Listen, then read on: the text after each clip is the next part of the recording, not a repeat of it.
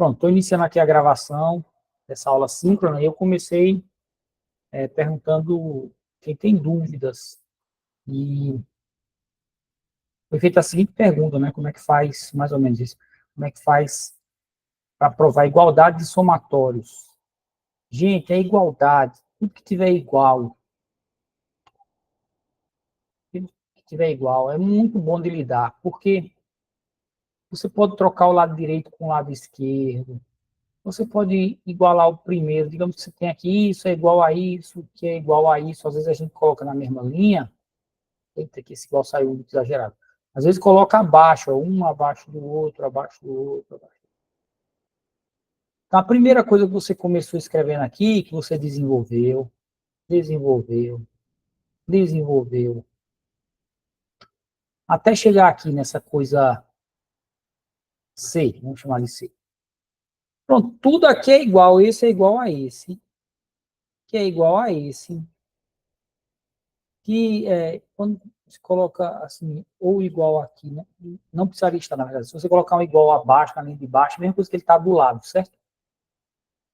Então, subentende-se que isso aqui é igual ao anterior. Então, daqui também é igual a esse. E a igualdade, ela vale nos dois lados. Isso na aula que eu vou dar hoje é chamado de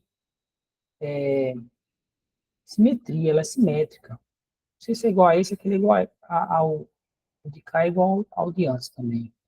O de cá é igual ao de antes. E também é transitiva. Desse aqui, ele é igual lá para o próximo. Você pode fazer um salto assim. E, por fim, isso aqui, não precisaria ter esse igual. Esse de baixo vai ser igual ao daqui também. Aí, por fim, você pode concluir. Logo, A é igual a C. Você vai fazendo um desenvolvimento com igual, igual, igual, igual. O primeiro é igual ao último. Aí você pode concluir isso. Em outras situações, você pode fazer assim, ó. E A é igual a não sei o que, desenvolveu, chegou a não sei o que lá, desenvolveu e chegou a C, digamos que seja um número. Agora você vai fazer outro desenvolvimento, digamos que seja de um somatório. Você desenvolveu, que é igual a isso, que é igual ao mesmo C. Olha, como C é igual a C, obviamente, então toda essa cadeia aqui, ó, tudo é igual com tudo aqui nessa cadeia inteira. Então, para resumir, você pode concluir que o A é igual, percorrendo a cadeia todinha, ao B. Então, logo, você pode concluir que igual ao B. Eu vou chegar no somatório já já, certo? E se quiser, você pode até concluir que B é igual a ordem para a igualdade é indiferente, porque ela é uma relação simétrica. Vai falar de simetria já já. Então, igualdade é muito bom, certo? Porque tudo fica, tudo ali, na cadeia toda de igualdade que você desenvolveu, tudo é igual a tudo. Então, você pode pegar os dois resultados que interessam e botar só eles juntos e dizer, ó, isso é igual. Isso aqui é uma maneira boa de você provar que dois somatórios são iguais. Pega um somatório, desenvolve, desenvolve, desenvolve, até chegar, talvez, no valor soma final. Pega o outro, desenvolve, desenvolve, desenvolve, até chegar na soma final. Se der a mesma soma, são iguais. Em alguns casos, pode ser um somatório. Eu não vou fazer isso, tá? Mas poderia ser um somatório que não está numérico, está com x, com y, então talvez você chegue aqui numa expressão 2x, e aqui você chegou na expressão 2x também. Mas aí dá na mesma, você pode fazer, tirar a mesma conclusão. Se A desenvolvendo deu 2x e B desenvolvendo deu 2x, então A igual a B também. Eles dão o mesmo resultado. Deixa eu colocar um exemplo mais palpável aqui. Um somatório, agora vai ficar ruim eu estou escrevendo com o mouse, certo? Então, sai meio sofrido. De 2i com i variando de 0, vou colocar um exemplo simples aqui, até 2. Então, o i vai variar de 0 até 2. O i vai ser 0, 1, 2. Só 3 valores. Para cada um deles, eu aplico essa fórmulazinha. Então, i igual a 0. 2 vezes 0 dá... Já vou fazer a operação aqui e botar o resultado. 2 vezes 0 dá 0. Agora, com I igual a 1, né, que é para variar de 0 até 2. 1 igual a 1, eu aplico essa fórmula. Aí vai dar 2 vezes 1, que dá 2. 1 igual a 2, aplico essa fórmula, é o último valor que eu tenho para avaliar. Aí vou aplicar essa fórmula, vai ser 2 vezes o I.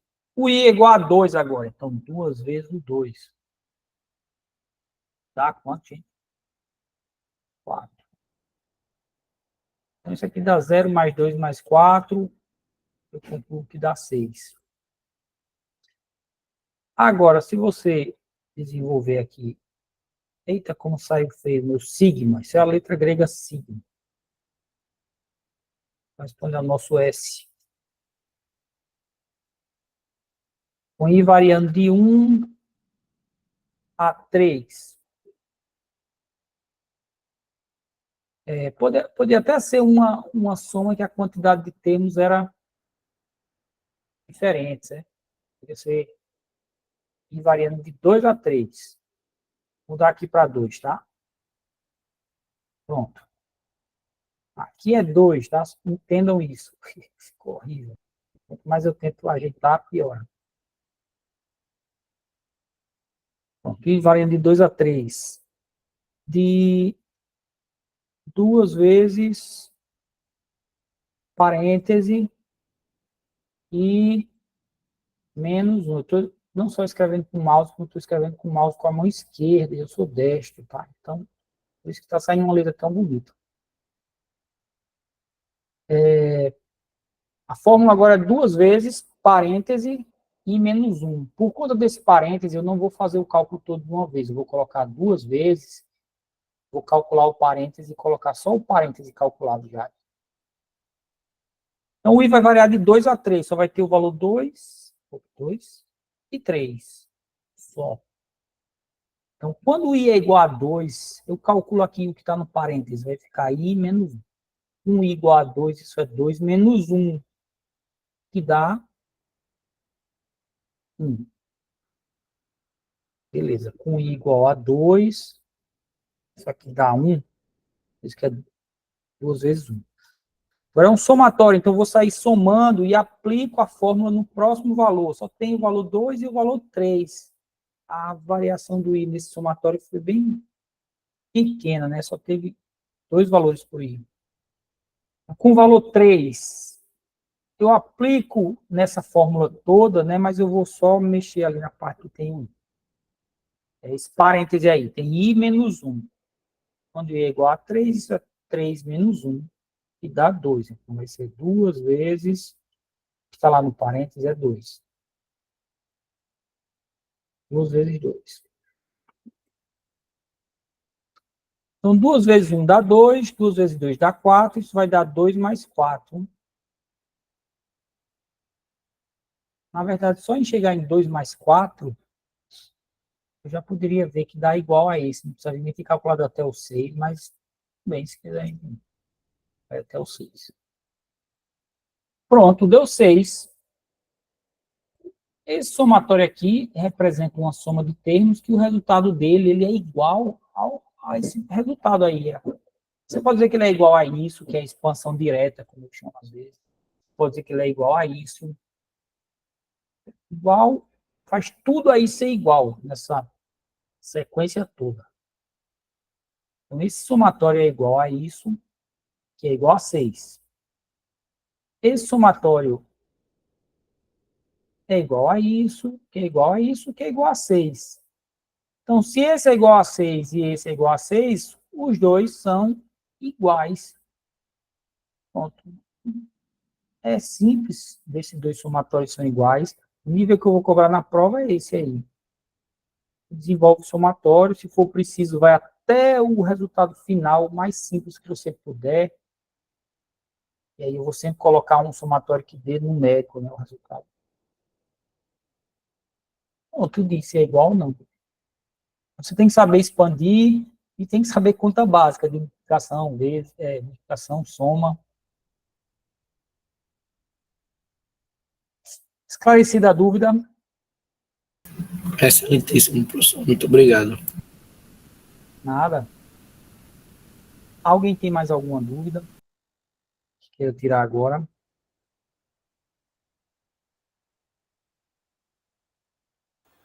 Professor, eu coloquei aí o exemplo 14 tá, do capítulo, tá? Volume 2, capítulo 4.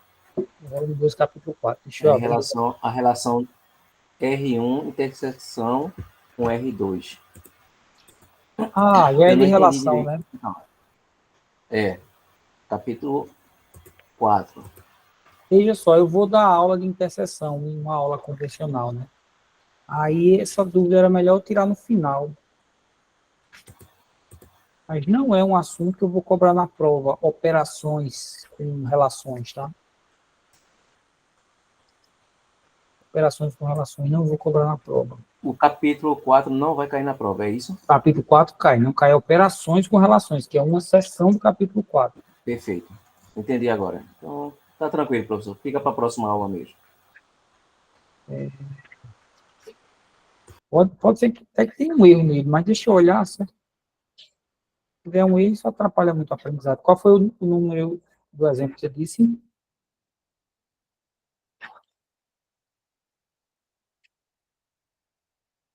Qual foi o número do exemplo? Página 70, professor. Página 70, É. interseção, né? Aí o senhor vai direto onde, antes do exemplo 15, aí tem um quadrozinho que está em cima dizendo relação R1, interseção com R2, relação complementar de R1 e relação complementar de R2. Eu só não entendi esse da interseção, somente. Que ele coloca um com um com 2 e um com 3. A R1 é quando é menor ou igual, a R2 é quando é maior ou igual, né? 14. Sim, mas embaixo tem como identidade. Você está vendo onde dizemos que. Aí se o senhor colocar no segundo item, ele fala se somente se x é igual a y.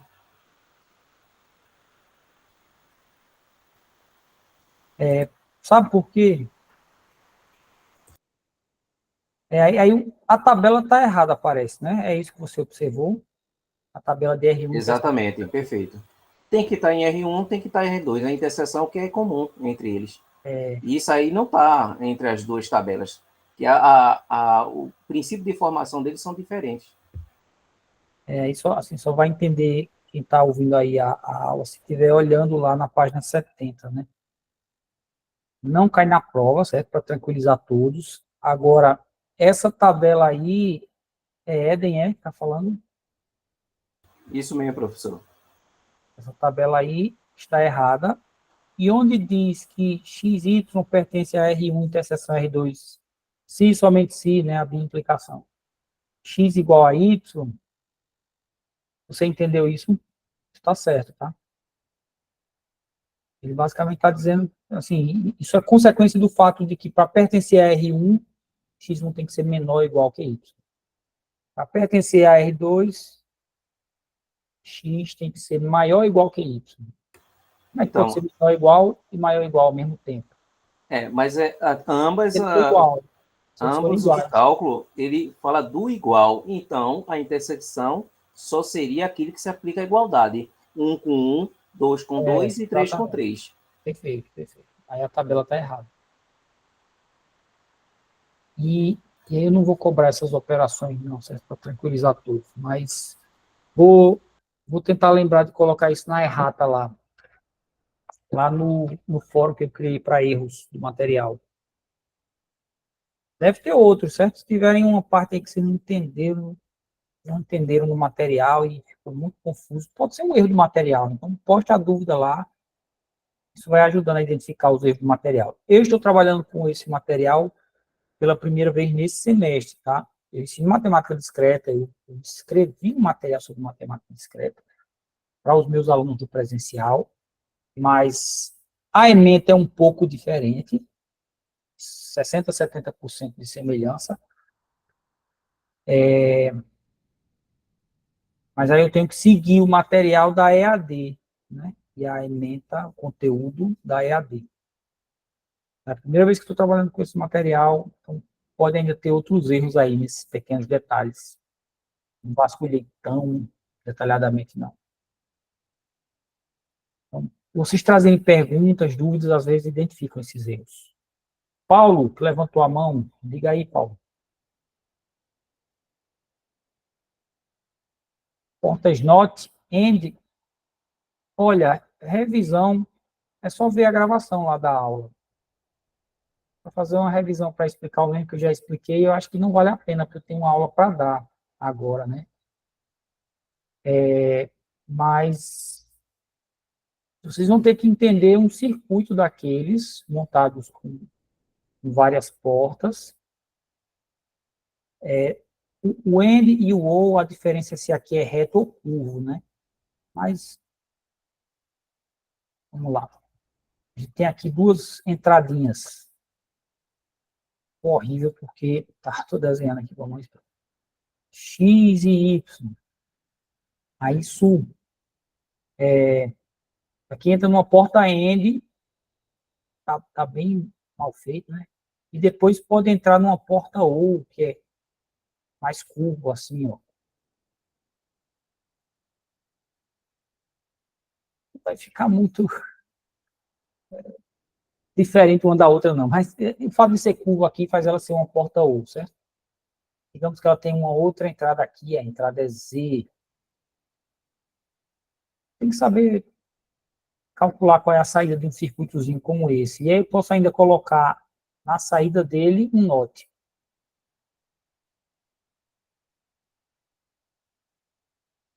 Aí, digamos, vou chutar aqui. Se for 1, 0 e 1, qual vai ser a saída desse circuito? Bem, X1 e Y0 vão passar pela porta END. Pense como se fosse um sinal elétrico se propagando, como se fosse, grosseiramente assim, um fluxo, como se fosse água, vai se propagar aqui nessa direção, das entradas das portas para as saídas dela. Então, veio aqui o fluxo 1, aqui veio esse fluxo, essa corrente elétrica indicando 0.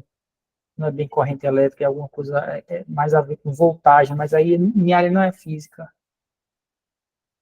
Então, se um físico me vir falando aqui, talvez aponte algum erro. Mas, enfim, pense que isso vai se propagar, esse sinal vai caminhar, vai progredir. E aí vem o 1 aqui, vem o 0 aqui. A porta é END. 1 e 0. Tem que saber decorar da tabela verdade. O END só dá 1 quando os dois são 1. O resto ele dá 0 sempre. Se tiver 1 e 0, é um dos casos que ele dá 0. Aí aqui no Z vem o sinal 1. Então vai vir o sinal 1 aqui e o sinal 0 aqui. Isso é uma porta OU. 0, fazendo OU com o 1, quando tem essas duas entradas 0 e 1, a porta OU da saída 1. Então vai sair o 1 aqui. Uma resposta disso. O sinal vai propagando assim, tá? Aí aqui o 1 passou pela porta inversora, o NOT. Ele vira 0. E essa é a saída final do circuito. Então, esse circuito da saída 0, quando as entradas são x igual a 1, y igual a 0, z igual a 1. Pronto, com esse exemplo, eu acabei também revisando as três portas aí. Paulo quer falar, depois Éder. Paulo?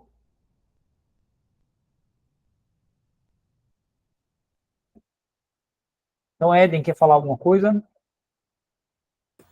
Sim, professor. Em relação à prova, tá?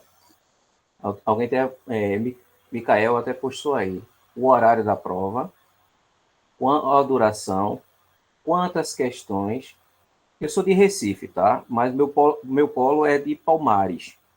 Eu tenho que me deslocar para lá para fazer, porque é a primeira vez que eu estou fazendo EAD na Rural.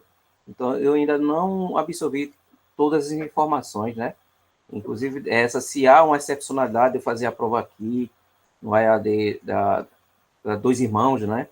Ou se eu tenho que deslocar realmente para Alagoas. Se for, eu tenho que viajar agora sexta-feira. Eu tenho que me programar. Então, seria o horário da prova, o duração, quantas questões, não é? E se eu sou obrigado a fazer no polo que eu escolhi. Esse tipo de Obrigado, professor. pergunta, Eden, é para ser tirado com a coordenação didática, porque aí eu tenho um pessoal que cuida de todo o funcionamento da EAD, certo? E tem tutores, professores, que a gente é aprovado no edital e entra aqui e recebe também as instruções de como funcionam as coisas dessa coordenação. Então, fala com a coordenação didática, coordenação do curso, para confirmar se você não poderia fazer aqui em Recife. Eu acho que o normal é não, o normal é fazer no polo, mas ainda tem uns detalhes para decidirem dessa prova, então tem uma chancezinha até dela ser virtual. Tem uma possibilidade, por conta de algumas dificuldades de alguns polos, de terem gente lá presencialmente. Mas você precisa se informar sobre isso como regra geral, né, nos casos em que a prova for presencial, se você vai precisar viajar para Palmares ou não, nos casos em que ela for presencial. Mas aguarde instruções que a gente ainda vai definir sobre a de discretas, sobre as desse sábado, certo? E Sim, o horário da prova, o horário e a duração e quantas questões. tem isso no final da apresentação de hoje. Vão ser 11 questões, boa parte de marcar X, mas mesmo sendo de marcar X, algumas você tem que fazer algum cálculo assim, para poder chegar na resposta. E são de marcar X, A, B, C, D, E só não, sabe? É bem diversificado. O horário eu não sei, eu acho que isso também é a coordenação que define. Então, tem que perguntar a coordenação. Eu suspeito que pode até ser diferente para cada polo. Se for presencial. E pronto, é isso. No final dessa aula, no final, para incentivar vocês a aplicarem, eu vou dizer quantas questões eu coloquei de cada assunto também. Certo? Essa aula vai ser mais curta que as outras, então, assim, para não ficar muito com medo da duração da aula. Qualquer coisa, se não conseguir ficar até o fim da aula, veja a gravação depois. Posso começar o assunto dessa semana, e aí no final, novamente, eu vou abrir para dúvidas, certo? Sobre este assunto, sobre outros assuntos. Então, vamos começar a aula sobre o assunto da semana 5, uma visão assim seletiva até desse assunto, focando no que eu quero que vocês saibam mais. Então, não vai cobrir todo o capítulo, porque não cai todo o capítulo na prova também. Eu vou falar sobre relações binárias, relações em um conjunto, e vou destacar tipos especiais delas. E até para ficar mais completo, eu vou falar de relação em áreas. Relações binárias têm a ver com dois, certo? O nome binário remete a dois.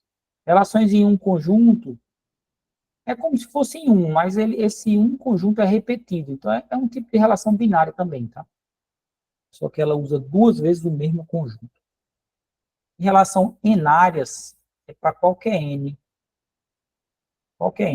maior ou igual que 2. Geralmente, quando é maior, estritamente maior, né? Mas relação enária é o caso mais geral. Então, o principal do assunto são relações binárias, e a gente vai ver esse caso especial delas, que são as relações em um conjunto só. Isso foi tirando a dúvida, né? Então, vamos falar de relações binárias, vamos chamar assim, relações binárias gerais. Não são as relações binárias em um conjunto. São relações binárias, caso geral. Uma relação binária, às vezes só chamada de relação matemática. Isso é só esse nome na matemática. Uma relação, subentende-se que é binária. Uma relação de A em B. Ela envolve dois conjuntos, A e B, certo? e ela vai criar associações, eu vou usar esse termo, associações entre os elementos. Cada associação pega um elemento de A com um elemento de B, digamos assim. Mas a relação é esse conjunto todo de associações.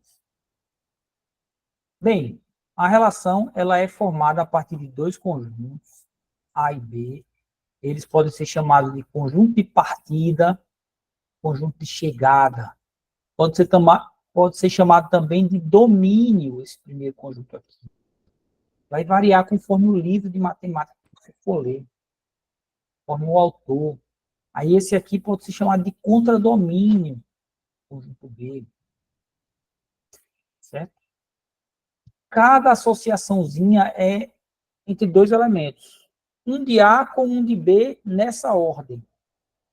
É por isso que ela é binária, porque ela envolve dois conjuntos e vai associar os elementos 2 a 2. Então, aqui a gente tem uma associação ó, do Azinho, que é o elemento desse conjunto Azão. Veja, aqui está o conjunto Azão representado basicamente com um diagrama de Venn, e aqui são os elementos dele, Azinho, Bzinho, Czinho, Dzinho e Ezinho. Aqui está o outro conjunto, diagrama de Venn, os elementos dele são 1, 2, 3, 4. Aí ele vai, uma relação vai associar esses elementos, um de A com um de B, nesta ordem. Está desenhado aqui em segmentos de reta pretos, são as associações 2 a 2 aqui. Então, aqui está associando o Azinho com o 1. É o que essa linha preta representa. Essa outra linha está associando o B com o 1. A outra linha preta está associando novamente o B com o 2. Ué, mas pode associar o mesmo elemento duas vezes? Pode, não tem regra nenhuma para ser relação. Pode ter duas, três, nenhuma associação, é bem livre, tá? Aí essa outra linha está associando o C com o 3 e assim vai. A relação é esse conjunto de associações aqui. No fundo, é principalmente o foco nessas ligações aí, nessas linhas pretas. Isso é a relação. Então, deixa eu mostrar aqui uma relação, uma notação mais comum, mais formal da matemática. Aqui é mais uma coisa para fins didáticos, para ilustrar. Então, estou definindo uma relação R. Esse nome R é o nome da relação, é o rótulo da relação. Eu poderia chamar de relação S, de relação T, etc. Então, essa relação aqui está chamando de R, tudo bem, vamos seguir com R. Ela é no conjunto A, que tem os elementos 1, 2, 3, no conjunto B, que tem os elementos A, B, C. Parecida com a anterior, só que a anterior, as letras estavam no primeiro conjunto, e os números no segundo, e tinha menos letras e tinha menos números, mas enfim, essa é uma relação em dois conjuntos menores mesmo. Esse é o conjunto de partida, esse é o conjunto de chegada. Aí a relação só precisa dizer isso, os dois conjuntos, e pronto? Não, você tem que dizer quais associações essa relação faz. Aí eu vou definir 4 associações criadas nessa relação. Essa relação R vai associar, tem que ser um desse aqui, um do conjunto A, ou seja, um número, com um desse conjunto aqui, conjunto de chegada, ou seja, alguma dessas letras. Nessa ordem. Então, essa relação é definida por estas 4 associações. O 1 relacionado com o A, o 1 com o B, o 2 com o C, o 2 com o A. Aí a gente pode usar essa notação 1RA, para dizer que a relação R associa 1 com A. 1RB, para dizer que a relação R associa 1 com B, e assim vai. Ou você pode representar como pares, dizendo assim, ó, o par 1A pertence à relação. Esse par 1A está dizendo que 1 se relaciona com A. E aqui você usa uma notação de conjunto mesmo. A gente vai ver por quê. Que esse par está presente na relação, ele é elemento da relação. Porque, em essência, olha só, a relação são essas associações. 2 a 2, aos pares. Então, eu posso dizer quais pares estão na relação, E essa maneira de representar que está aqui, está dizendo o mesmo que essa. Um relaciona com B, está dessa forma. Aqui está, um relaciona com B, dessa outra forma. Dizendo que o par com B pertence à relação. Vão ser equivalentes essas notações, tá? Para eu definir de maneira mais exata o que é uma relação binária, vamos relembrar produto cartesiano. Aqui foi um exemplo de relação já, né? Eu estou meio que invertendo, já dei o exemplo. Agora deixa eu explicar o que é uma relação. Vamos imaginar o produto cartesiano entre esses dois conjuntos, esses mesmos conjuntos aqui, nessa mesma ordem, de A para B. Produto cartesiano do conjunto 1, 2, 3, que é o mesmo conjunto A que eu usei antes. Conjunto ABC, que é o mesmo conjunto B. É ou não? É isso mesmo. O que é o produto cartesiano? É o conjunto de todos os pares que eu posso formar. Um daqui com um de lá. Esse um com o outro lá. Esse elemento 1 com o C. Um com A, um com B, um com C.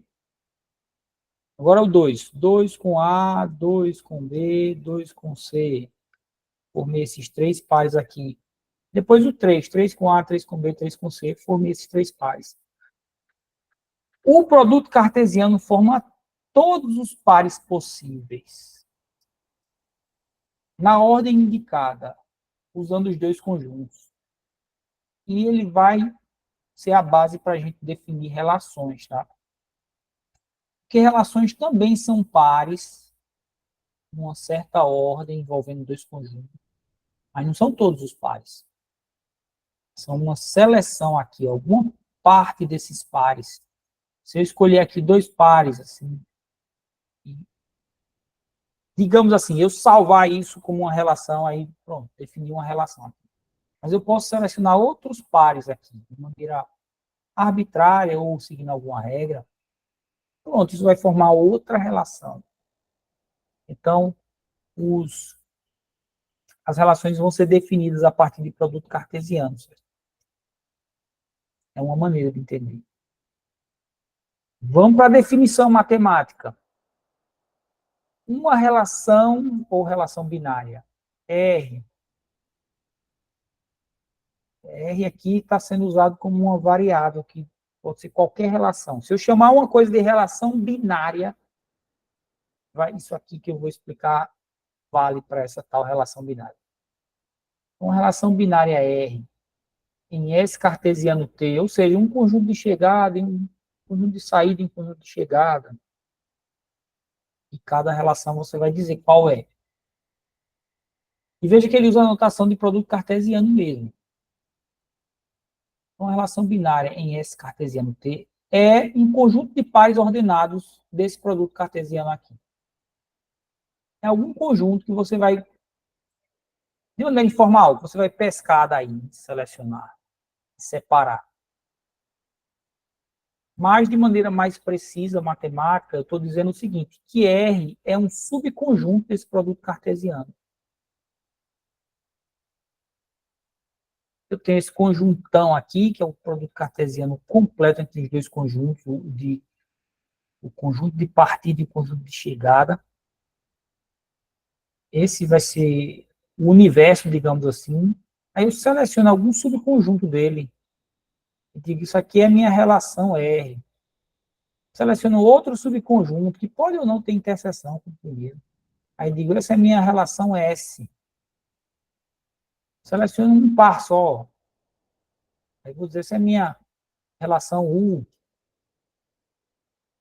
Você selecionou qualquer conjunto aí de pares, você definiu uma relação, tá? Relação definida a partir deste produto cartesiano.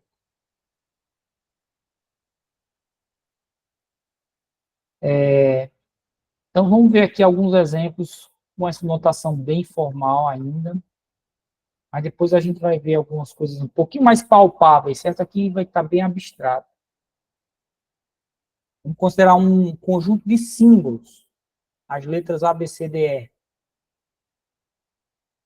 E um conjunto de números inteiros, de 1 a 4. Eu quero uma relação binária de A em B, ou, como está no material, uma relação binária do A cartesiano B. Isso aqui eu copiei do meu material pessoal que eu uso no presencial, aí tem essa diferençazinha. Eu chamo relação de A em B. E o material de vocês diz assim, uma relação em tal cartesiano, né? Tal produto cartesiano. Essa é uma relação binária neste produto cartesiano, uma relação em A, X, B. É N, certo? A preposição em, ao invés disso aqui. Então, a relação binária em A cartesiano B, vou dar vários exemplos, considerando esse A e esse B aqui. O A cartesiano B são todos os pares que eu posso formar, ó. A com 1, A com 2, A com 3, A com 4. Então, B com 1, B com 2, B com 3, B com 4, C com 1, C com 2, C com 3. Todos esses pares que eu posso formar, que nesse caso são, vamos usar contagem de listas, os pares que eu posso formar são listas de tamanho 2. Para a primeira, eu tenho 1, 2, 3, 4, 5 opções. Para a segunda, eu tenho 1, 2, 3, 4 opções. Então, 5 vezes 4.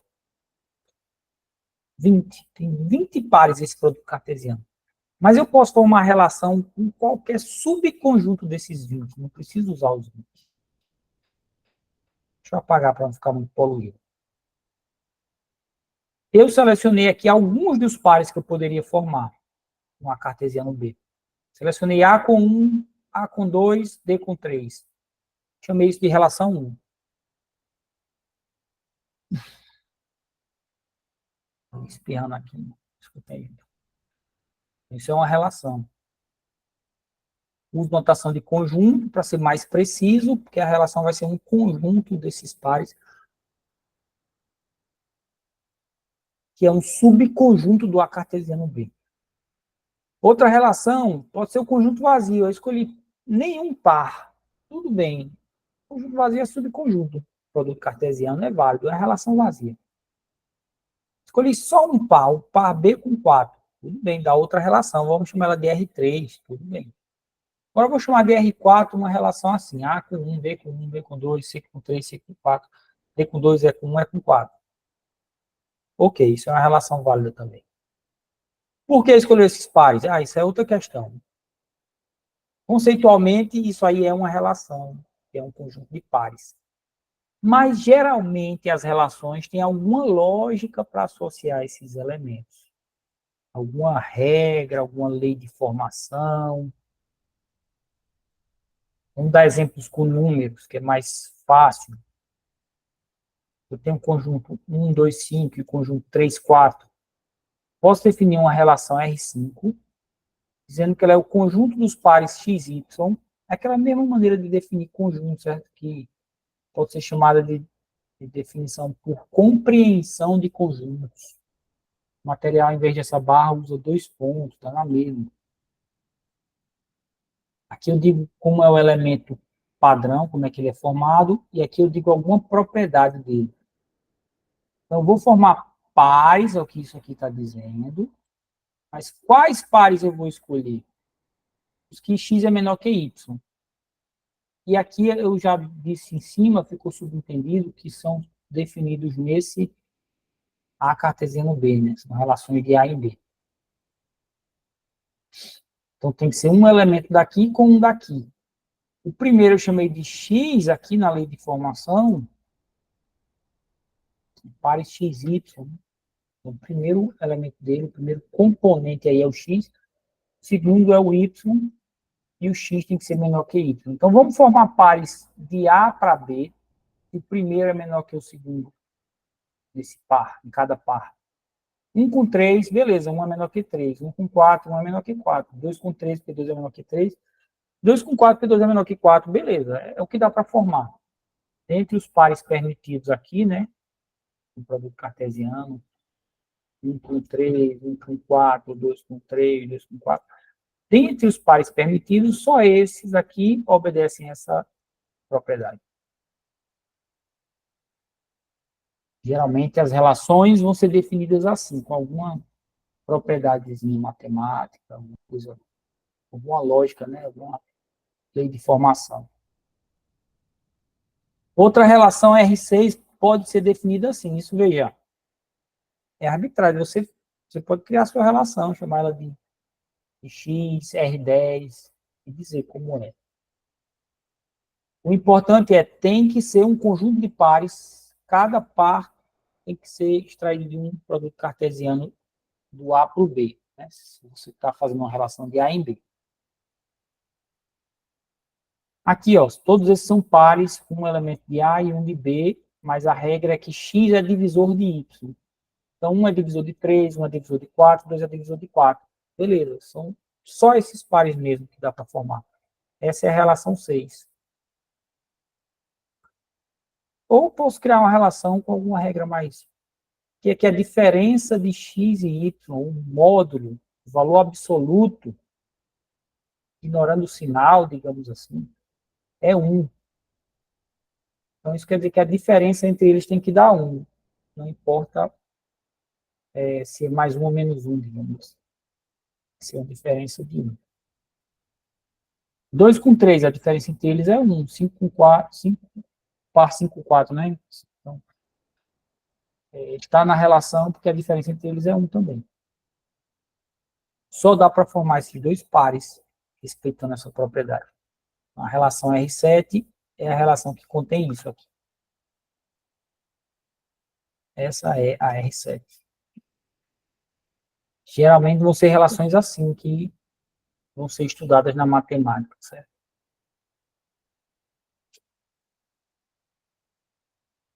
O material mostra diagramas, explicações assim de alguns casos especiais de relações.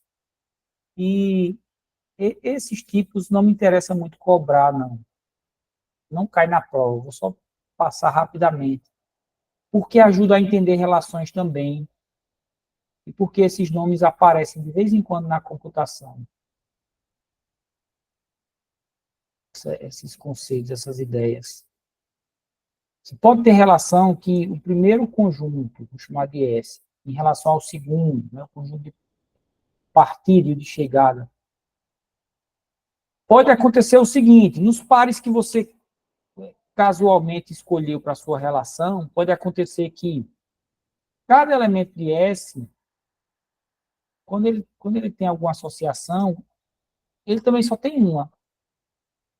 Cada elemento de T, quando tem alguma associação envolvendo ele, é só uma também. Então, isso é chamado de relação 1 para 1. Ó. Tem um daqui com um daqui. Nenhum deles tem múltiplas retas saindo dele, não. Múltiplas linhas. Daqui para aqui só tem uma. Daqui para aqui só tem um. Agora, se ele tiver zero, beleza, tudo bem. Não vou olhar para esse, não. Estou dizendo 1 para 1 nos pares que aparecem na relação. Os pares são sempre de um elemento exclusivo daqui com um exclusivo daqui. Certo? Digamos assim, uma relação de casamento. É um com um. Pronto, esse aqui não tem outro. Está casado com outra pessoa, não. E nem esse está casado com outro. 1 para 1.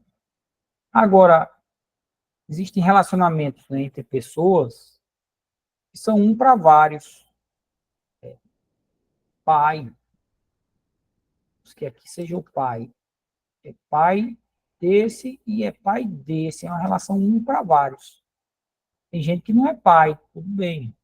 Mas na relação 1 para vários, é permitido que um do primeiro conjunto de partida, esteja ligado a vários do outro. É permitido. Agora, tem gente que só tem um filho, tudo bem, mas a relação pai é uma relação 1 para vários, porque permite que aconteça isso. Um pai para vários filhos. Né? Relação X é pai de Y, tá? Pode ser entendido como uma relação, um conceito matemático mesmo. X é pai de Y. Formaria os pares pai com filho, pai com filho. E aí o pai estaria em dois pares ou mais, se ele tiver dois ou mais filhos. O pai com seu filho um e o pai com seu filho dois. Seriam dois pares da relação. Relação um para vários. Pode ser também uma relação vários para um.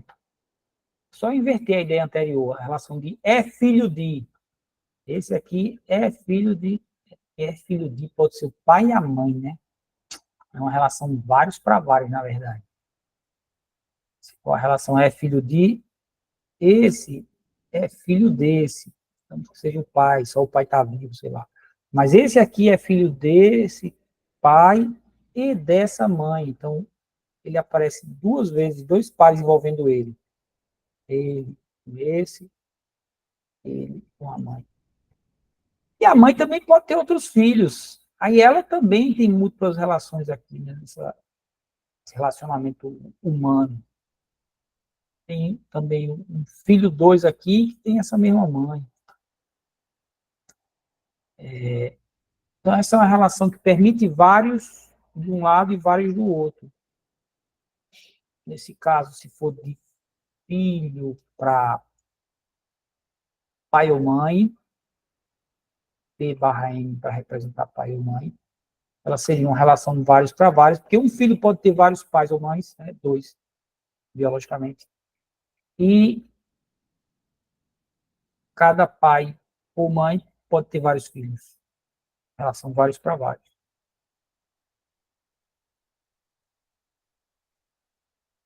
Deixa eu só ver aqui.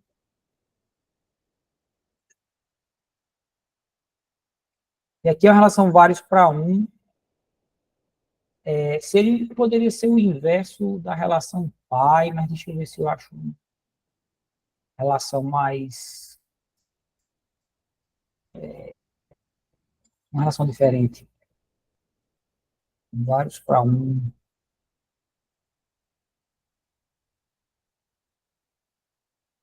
Pode ser, sei lá, mora no endereço. Pode ter várias pessoas morando no endereço. Aqui seria o conjunto de pessoas e aqui o conjunto de endereço. Então, pode ter uma pessoa um que mora no endereço. Pessoa dois que mora no mesmo endereço. Por exemplo, marido e mulher, e filho. Pode ter também uma pessoa três aqui, que é o filho, mora no mesmo endereço. Então, é uma relação vários para um. E aí eu estou assumindo que cada pessoa tem um endereço só. E aí o que acontece? Do lado de cá, cada pessoa só tem uma linha saindo dele, porque ele só mora em um lugar. Mas pode ter vários morando no mesmo lugar.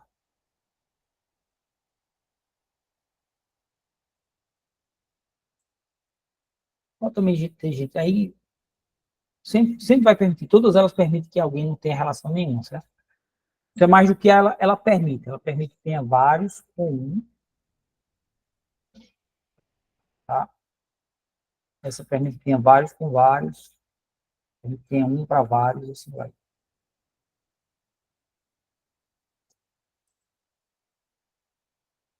Isso é só para você ter ideia bem ampla de que relações é um negócio com muitas possibilidades, com essa relativa frouxidão, não tem muita regra do que pode, porque pode tudo isso aí. Tem esses nomes especiais para separar alguns casos aí. A relação matemática é bem ampla. A gente vai ver tipos especiais de relações para a gente ir afunilando e ver coisas mais específicas. Inclusive, quando a gente chegar no assunto de funções matemáticas, as funções são um tipo especial de relação, que a regra é bem mais enrijecida. Ela é uma relação que ela pode ser vários para um. E pode ser um para um também. Não pode ser um para vários, enfim, a gente vai ver em funções. Aí são tipos mais específicos, a gente vai afunilando a ideia. Bem, deixa eu falar de relação em um conjunto.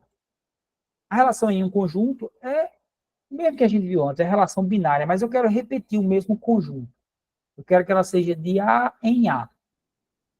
Ela é uma relação binária no A cartesiano A. São os pares que eu formo de um conjunto com ele mesmo. Isso é a relação em um conjunto. No fundo, ela é binária, ela envolve dois conjuntos, só que ela pega o mesmo conjunto duas vezes. Aí eu não preciso dizer os dois conjuntos, é só dizer um conjunto e criar as relações envolvendo pares daqui. Um com um com dois, um com três, um com quatro, dois com um, dois com dois, dois com três, dois com quatro. Todas as possibilidades aí são os pares que eu posso selecionar alguns deles para a relação. Eu posso ter uma relação que eu seleciono aqui arbitrariamente um com um, dois com quatro, quatro com três. Beleza. São sempre elementos de A com A. A com A. A com A. A gente chama isso de relação no conjunto A. Fica mais simples. Já que é duas vezes o conjunto A, vamos falar só uma vez. Ou eu posso ter uma regra de formação, dizer assim, ó, essa relação 2 aqui são os elementos escolhidos daqui, os dois são escolhidos daqui, tá? Mas o primeiro tem que ser menor que o segundo. Aí eu vou colocar respeitando essa ordem, tá? O primeiro sendo melhor que o segundo. Um menor que dois, aí ele entra na relação. Um é menor que três, entra na relação. Um é menor que quatro, está na relação. Dois menor que três, dois menor que quatro, três menor que quatro. Beleza, mas o quatro com três não está na relação, porque não respeita essa propriedade aqui. O primeiro tem que ser menor que o segundo. Então, o par 4, 3 está fora. Essa é a relação 2, e esses são todos os pares dela. Ou a relação é divisor de, olhando esse mesmo conjunto. Quem é divisor de quem aqui? Eu coloco nessa ordem. Divisor para o múltiplo, né, digamos assim. Então, um é divisor de um é divisor de dois, um é divisor de três, um é divisor de quatro, um é divisor de todo número inteiro. Né? Aí 2 é divisor de 2, 2 é divisor de 4, 3 é divisor de 3, 4 é divisor de 4. E todo número é divisor dele próprio. E pronto, esses são todos os pares dessa relação, todos os que respeitam essa propriedade. X é divisor de Y. O primeiro é divisor do segundo. Cada parzinho desse aqui respeita isso. O primeiro é divisor do segundo. Então, as relações em um conjunto são relações binárias com pares, tá? Mas os dois elementos vêm do mesmo conjunto. E aí, gente, a gente vai poder usar uma representação mais simples do que aquela. Se quiser, você pode representar do mesmo jeito que antes. O conjunto A aqui, do lado esquerdo, e uma cópia, uma representação duplicada do conjunto A aqui no lado direito. Aqui vai ter os elementos dele. Aqui os elementos dele duplicados. E aí você diz, digamos, 1 com 1, 2 com 4, 4 com 3, você vai fazer a ligaçãozinha. 1 com 1, 2 com 4, 4 com 3, digamos, né? Eu não desenho aqui quem é 1, quem é 2, quem é 3.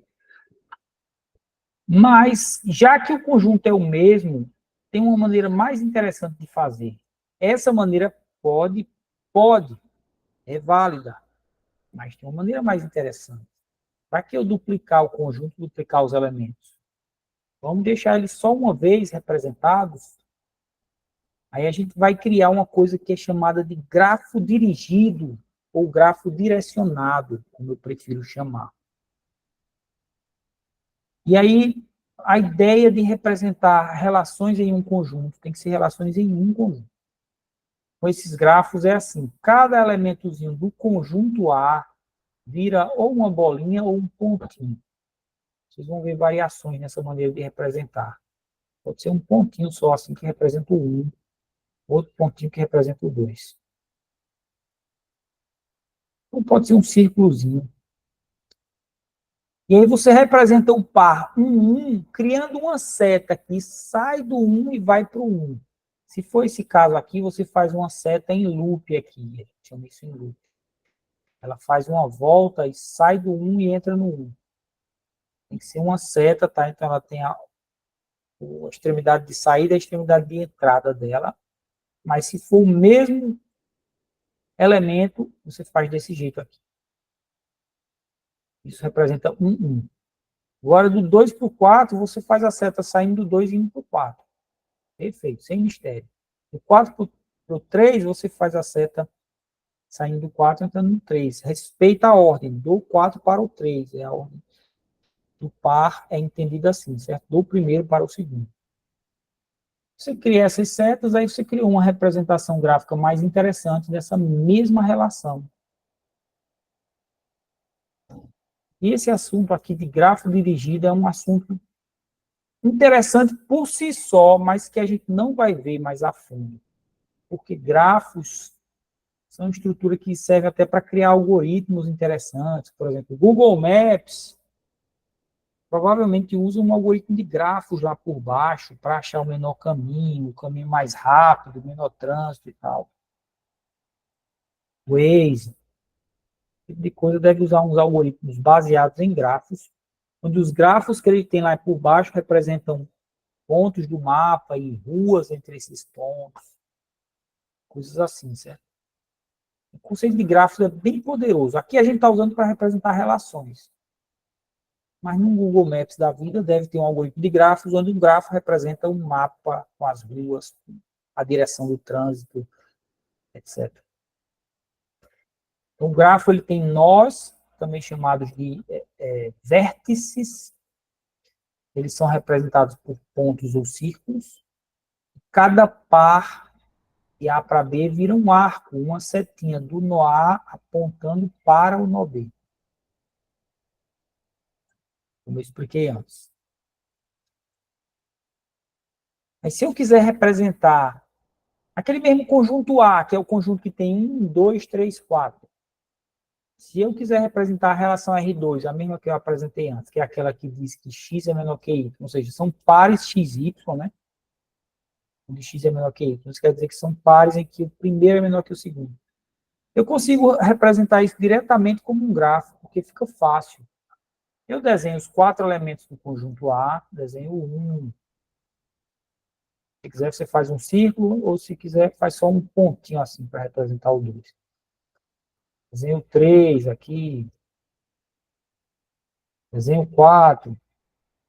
A posição não importa, isso não é uma figura geométrica. É só o 1 ficou destoante, então vamos ignorar esse 1 e vou fazer um 1 assim. Também como um pontinho, mais ou menos. Aí eu vou ligar quem é menor que quem. O 1 é menor que o 2, nessa ordem, nessa direção. O 1 é menor que o 3, aí vai nessa ordem, nessa direção. O 1 é menor do que o 4. E aqui que é do menor para o maior, né? O primeiro menor que o segundo, é o que está dizendo. O 2 é menor que o 3, aí aponta para o 3. O 2 é menor que o 4, aí aponta para o 4.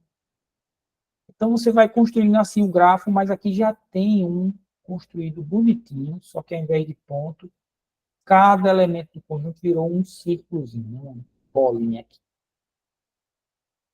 E esse grafo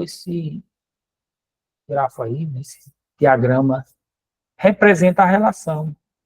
Representa de uma maneira interessante. Aquela relação de que x é divisor de y, naquele mesmo conjunto, 1, 2, 3, 4. Ficaria assim. E olha que interessante, todo número tem um loop. Isso quer dizer que 2 é divisor de 2, 1 é divisor de 1, 3 é divisor de 3, 4 é divisor de 4. Todo número tem um loop, porque a relação é divisor, a gente vai chamar ela de classificar ela como uma relação reflexiva. Como a gente chama quando tem essa característica aí. Você pode representar com pontinho, como eu disse antes. Certo? Isso aqui é uma relação 1 com 2. Olha essa setinha aqui. é o par com 2, está na relação. 2 com 4 é o par 2, 4 que está na relação. 4 com 5 é o par 4, 5 que está na relação. 2 com 2 é o par 2, 2 que está na relação. E olha, tem conceitos da matemática que a gente usa que são, em essência, relações. Eles são isso. Porque ao invés de dizer assim, o AB faz parte da relação tal, se usa aquela notação que coloca no meio entre A e o B. Lembra que eu mostrei lá no começo, A, R, B.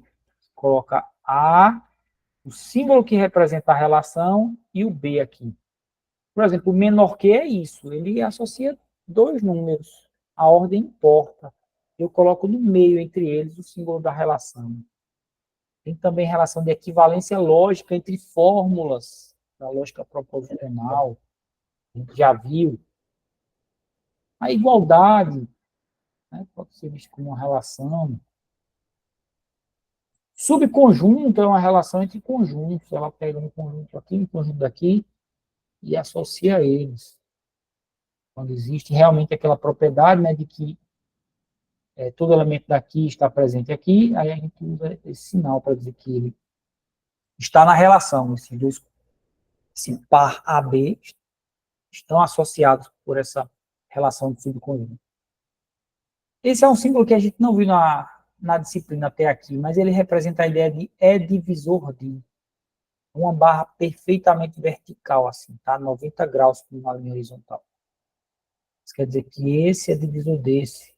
E é usado na matemática esse símbolo. É uma relação também ele. Tá? Tem uma ordem aí, associa dois. É uma relação binária também. Um conjunto dos inteiros. Pode ser relação entre pessoas, como eu dei alguns exemplos, e você pode representar de outras maneiras. O importante é, para ser relação, é formar pares, pares onde a ordem importa, pares que são assim listas, né? A ordem importa. Mas se você representar como uma tabela e tiver ali pares e a ordem importa, bem, às vezes a ordem não importa, mas aí você representa nas duas direções. Então, assim, irmão de, você pode dizer, pode criar uma tabela para representar a ideia de irmão de. Essa ideia vai ser uma ideia que tem a lógica de relação matemática nela, tem, porque associa irmãos, associa pares, desculpa. Clara é irmão ou irmã de Cláudio. Cláudio é irmão de Clara.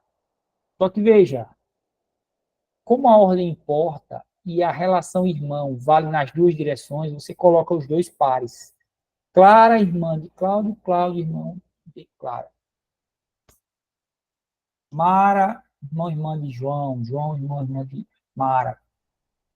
Mara de José, José de Mara. João de José, José de João.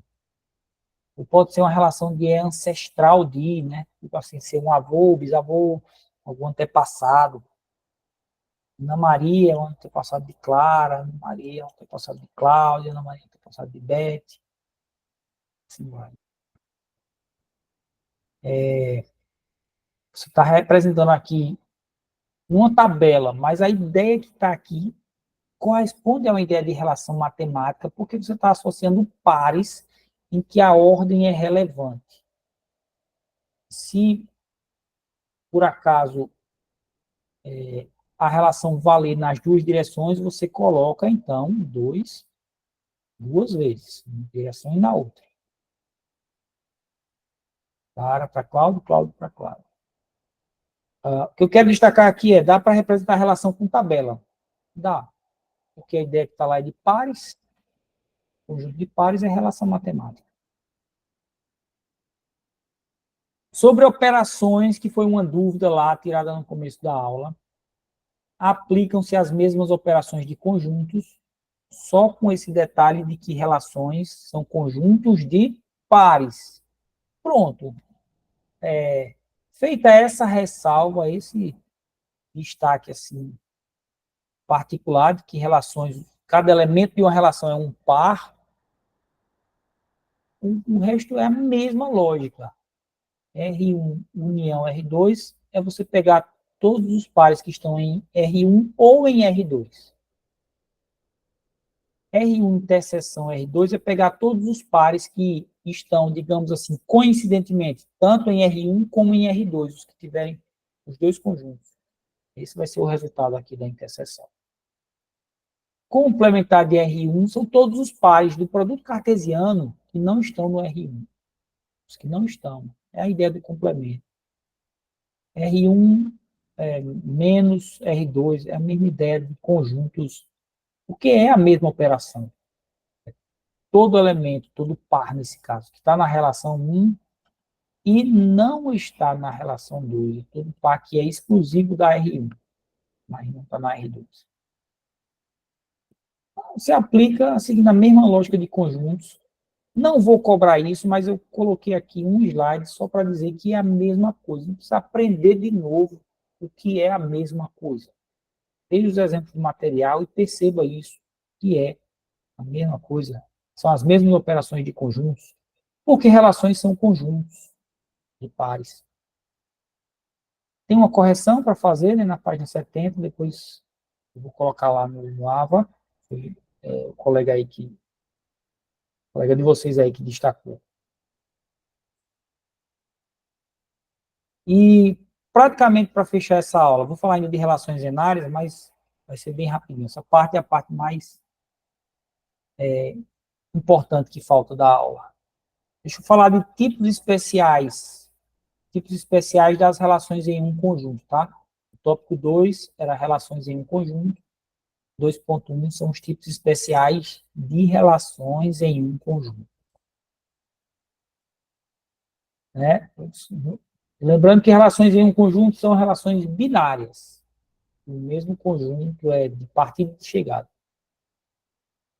Vamos ver 4 tipos bem básicos de 4 classificações de relações em um conjunto. Todas são para relações em um mesmo conjunto. Do conjunto A para o A, do conjunto dos inteiros para os inteiros. Tá? Primeira propriedade. Eu vou chamar a propriedade de reflexividade, mas esse nome acaba não sendo muito usado. E é usado é isso aqui. A relação é chamada de reflexiva. Né? O adjetivo é reflexivo. Eu tentei criar um nome para ele, um substantivo. Então, a relação R em um conjunto A é chamada de reflexiva. Veja que não é o conjunto A, é a relação R. A relação R é uma relação em um conjunto. E essa R é chamada de reflexiva quando? Se e somente se, precisamente, exatamente quando isso acontecer, e sempre que isso acontecer, se para todo elemento do conjunto de partida e chegada, que é o mesmo, todo, acontecer da ligação, acontecer de haver a ligação do elemento com ele mesmo. Ou seja, x com x está na relação para todo x. Todo elemento está ligado com ele mesmo. Isso fica interessante de ver se você desenhar o diagrama do grafo dirigido, do grafo direcionado. Essa aqui é outra maneira de representar a mesma coisa, né? Se para todo elemento lá do conjunto de partida eu tenho que x é rx, ou seja, x está relacionado com x. Isso fica legal de ver se você desenhar o gráfico direcionado. Deixa eu só ler esses 2 comentários a mais aqui. Todo elemento se relaciona com ele mesmo, como eu já falei. Se falhar um caso, porque isso aqui tem que ser para todo, tá? Se falhar um caso, eu digo ela não é reflexiva. Isso é uma propriedade para eu dizer se ela é ou não. Falhou um caso, ela não é. Então, representado como um gráfico, fica assim, ó. Eu sei que ela é reflexiva porque eu observo isso. Ó. Todo elemento aqui, toda bolinha ou ponto do gráfico, a gente chama de nó ou vértice, tem a setinha apontando para ele mesmo. Isso é que faz ser reflexiva. Tá? Então, isso aqui supõe-se que seja uma relação no conjunto 1, 2, 3, né? Digamos que seja uma relação no conjunto 1, 2, 3, 4. Aí tem uma bolinha aqui que diz respeito ao elemento 4. Se for desse jeito aqui, o grafo da relação, essa relação não é reflexiva mais. Porque tem que ser todo elemento, todo ele está relacionado com ele próprio, e o 4 não está. Para o 4 estar relacionado com ele próprio, tem que ter uma setinha aqui, ó. Sai dele, vai apontar onde? Vai apontar para ele mesmo. Ah, agora sim, o 1 tem uma seta que sai dele e entra nele, o 3 tem, o 2 tem, o 4 tem, pronto, agora ela é reflexiva. Se faltar uma, não é reflexiva. Tá? Então, você sabe que ela é porque tem essa voltinha, essa seta voltando em todos os elementos. Agora, eu vou falar da simetria. Uma relação R em um conjunto é chamada de simétrica, isso se refere ao R, tá? A relação R, ela é chamada de simétrica. Agora, isso só vale para a relação R que é definida em um conjunto. Ela vai ser chamada de simétrica quando? Exatamente quando? Se e somente se, para todo par XY. Todo par. Quando existir uma ligação de x para o y, existe do y para o x. Tem que haver a setinha indo e voltando. Melhor dizendo, é assim, se tiver a setinha indo, vou passar um slide que eu acho que vai estar um pouquinho diferente aqui. Se tiver relação de x para o y, então tem que ter a relação de y para o x. X é y, quer dizer que tem a ligação do x para o y. Então tem que ter a ligação de y para o x, que é o par YRX. São duas maneiras de representar a mesma coisa, tá? Aqui. O par YX pertence à relação, é a mesma coisa que dizer YRX. Y relaciona com X. Então, a ideia de simétrica é de ir e voltar. Sempre que vai, volta. O relacionamento sempre volta, tá aí essa explicação informal. Se um caso não voltar, a relação é não simétrica. Se tiver uma setinha só que vai e não volta, pronto, ela não tem a propriedade. E para ter, tem que ser assim, ó, toda setinha que vai, volta. Toda. Digamos que seja uma relação no conjunto 1, 2, 3, 4, 5. Faltou representar o 5 aqui, vou acrescentar ele, e aí tem uma associação do 2 para o 5 assim, ó. Mas não tem do 5 para o 2. Então, essa relação não é simétrica mais. Essa nova relação, do jeito que está aqui, não é. Agora, se eu colocar essa associação também, agora a relação é simétrica. Então, a simetria exige toda ligação indo tem que ter a ligação voltando, toda associação, né? Eu tenho chamado. Essa é a ideia de simetria. Por sinal, ela pode até ter uma situação assim, ó, meio que especial. Tem uma associação de 1 com 1. Beleza, uma só não torna ela a propriedade anterior. Não torna ela reflexiva, não. Mas eu não quero nem falar de reflexividade. Eu quero saber o seguinte, isso aí quebra a propriedade de simetria, porque são independentes, certo? Ela pode ser reflexiva e simétrica, eu tenho que olhar, pode ser reflexiva e não simétrica, pode ser simétrica e não reflexiva. Eu tenho que olhar cada um independentemente. Eu quero saber se ter essa voltinha, só uma, essa ligação do 1 com 1, quebra a simetria, eu tenho que ter indo e voltando. Mas não quebra a propriedade, não, porque se 1 está relacionado com 1, o 1 está relacionado com 1 também. Tipo assim, a ida e a volta é a mesma seta. Precisa ter duas, porque não faria sentido fazer duas setas desse tipo que ligam o mesmo elemento nas duas extremidades. Lembrando que relação é conjunto, né? Então, isso aqui é o par 1, 1. Se eu fizer outra seta, isso vai ser outro par 1, 1. Não, a relação não pode ter dois pares iguais. Então, basta ter um. E isso não quebra a simetria. Essa mesma seta é considerada a ida e a volta. Ela liga de 1 para 1 e liga retornando de 1 para 1 também. certo? Se você olhar aqui e pensar que o x é 1 e o y é 1, você vai dizer que se 1 R1, então 1 R1. Beleza, se tem a relação de 1 para 1, tem que ter a relação de 1 para 1. Tá, meio óbvio. Não basta ter ela, que ela própria já é o retorno. Resumindo, se tiver isso aqui, não quebra a propriedade, tá? Mesmo que tenha só em 1. Eu não estou analisando reflexividade simétrica. Antissimetria é quase o contrário, porque ela não analisa os casos em que o x é igual a y. Ignorando os casos em que x é igual a y, ela exige o seguinte: se tiver uma setinha indo, não pode ter voltando. Não pode. Toda setinha indo entre elementos diferentes, não pode ter a volta. O relacionamento nunca volta se for entre elementos diferentes. E se tiver um caso que volte, aí ela perde essa propriedade, ela é não antissimétrica. A antissimetria faz com que não tenha aquelas duplas de setas, tá, indo e voltando. Se tiver uma volta, perdeu a propriedade, ela não é antissimétrica. Então, fica fácil de identificar. Você olha e vê só seta numa direção só, sempre. Não tem indo e voltando. Pode até ter assim, olha. Tem do 1 para o 2, do 2 para o 4. Digamos que essa seta aqui, vou apagar essa ponta da seta e vou colocar invertida. E essa seta é do 4 para o 1. Beleza, é uma volta, mas não é uma volta envolvendo o mesmo par de números. Não tem de 1 para 4 e de 4 para 1.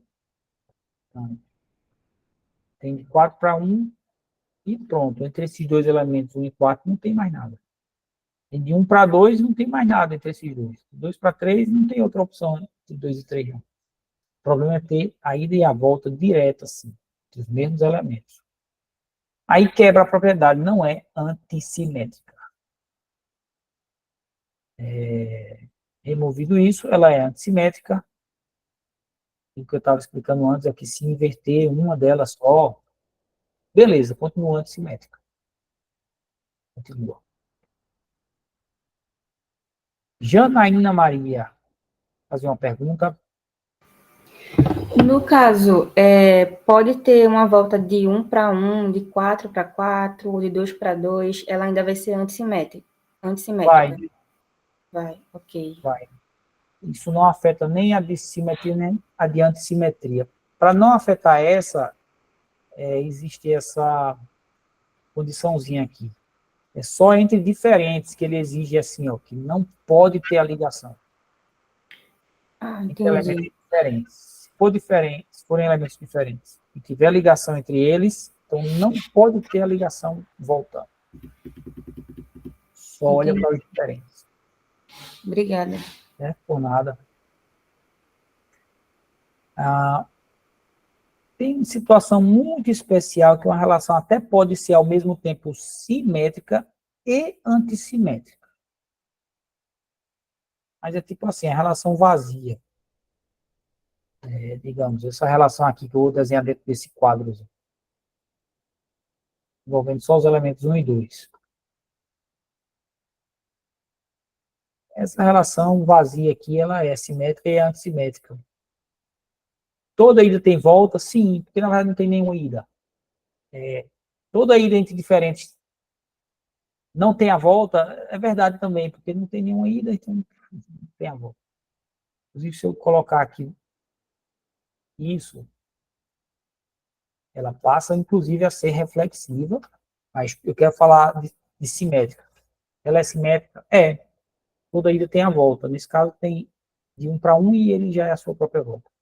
Tem de 2 para 2 e também já é a própria volta. E a antissimétrica é também.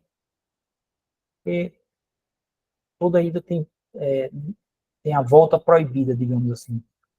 Toda ida entre elementos diferentes. Aí não tem nenhuma ida entre elementos diferentes, então não tem o que analisar, sabe? Então ela acaba sendo verdadeira por falta do que analisar, digamos assim. Agora, se tiver um aqui, entre elementos diferentes, agora eu vou ter que tomar uma decisão. Ou ela é antissimétrica ou ela é simétrica. Nesse caso, se ficar assim, é antissimétrica. Elementos diferentes, tem só a ida, não tem a volta, antissimétrica. Elementos diferentes, tem a ida e a volta, em todos os casos, simétrica. Tá? Bem, tá bom, para não confundir vocês. A última propriedade. A última é até a mais chatinha de identificar. Eu nem consegui achar um bom exemplo dela. Apesar que eu acho que essa aqui é. Eu acho que essa é um exemplo. Bem, a propriedade da transitividade. Eu vou jogar esse exemplo aqui. E a gente vai conferir se ela é ou não.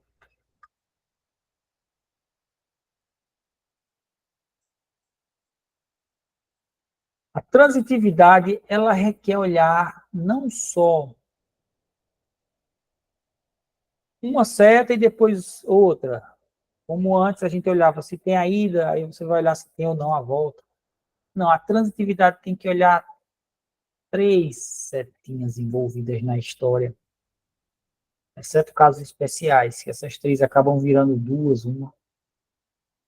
Mas você tem que ver assim, o caso mais típico. Você vai ver XY que está na relação e um YZ que está na relação. Veja bem, são setas encadeadas de X para Y e depois de Y para Z. Elas estão conectadas assim. X para Y, depois de Y para Z. Quando tiver 2 setinhas dessas encadeadas assim, X para Y, de Y para Z, tem que ter uma seta direta de X para Z, que é tipo um atalho. Olha, a ideia é assim. Eu tenho aqui X, uma setinha para o Y, quando desenhar o gráfico, e do Y tem uma setinha para o Z. Sempre que acontecer de ter pares de setas assim, de X para Y, de Y para Z, encadeadas, tem que haver também, tem que haver também a ligação direta de X com Z, assim, ó. Tipo um atalho, tipo sabe, um salto.